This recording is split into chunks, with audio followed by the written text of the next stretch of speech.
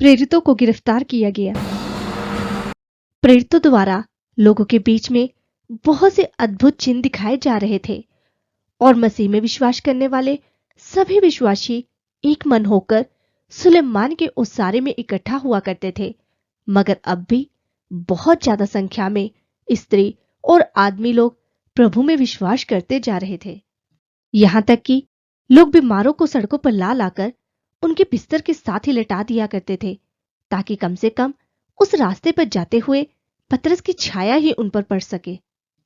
और यरूशलेम के आसपास के नगरों से भी बहुत से लोग अपने परिवार के बीमार और अशुद्ध आत्माओं के सताए हुओं को वहां लाने लगे और वे सब चंगे कर दिए जाते थे।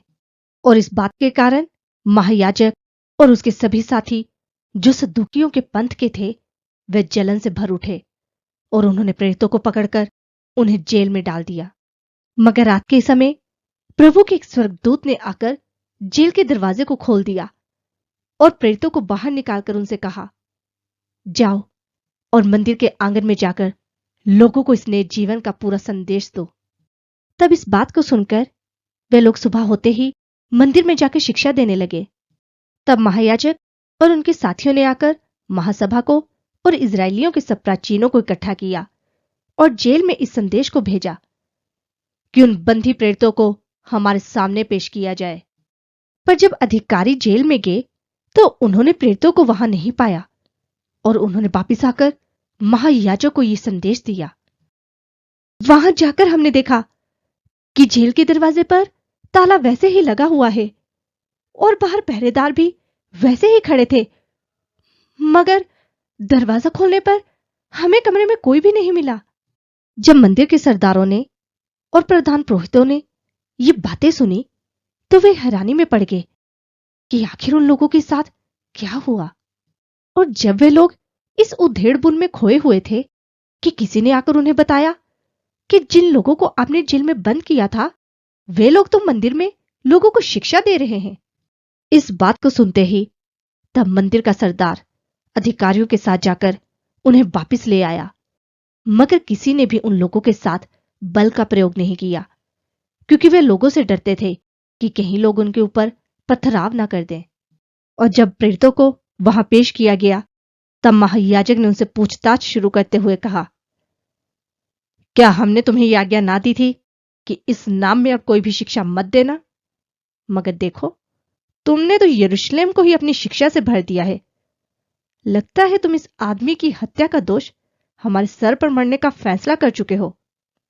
तब पतरस और बाकी प्रेरितों ने जवाब देते हुए कहा, मनुष्य की आज्ञा से बढ़कर परमेश्वर की आज्ञा को मानना ही हमारा काम है। हमारे पूर्वजों के परमेश्वर ने मसीह यीशु को मरे हुओं में से जीवित कर दिया, जिसको आप लोगों ने क्रूस पर लटकाकर मरवा डाला था। मगर परमेश्वर ने उन्हें सृष्टिकर्ता और उद्धारकर्ता के पद पर ठहराते हुए अपनी दाईं ओर बिठाया, ताकि वे इज़राइल को पश्चाताप और पापों की क्षमा प्रदान करें। और हम सब इन घटनाओं के गवाह हैं और पवित्र आत्मा भी, जिन्हें परमेश्वर ने अपनी आज्ञा मानने वालों को दिया है। पतरस की इन सब बातों को सुनकर महायाजक और बाकी लोग तिलमिला उठे और उन्होंने उन लोगों को मरवा डालना चाहा। तभी वहां सभा में गमलीएल नाम का एक फरीसी आदमी, जो व्यवस्था के नियम की शिक्षा देने वाला गुरु था और जिसकी लोग भी इज्जत किया करते थे, उसने महासभा में खड़े होकर ये आज्ञा दी कि प्रेरितों को महासभा के कमरे से कुछ समय के लिए बाहर भेजा जाए।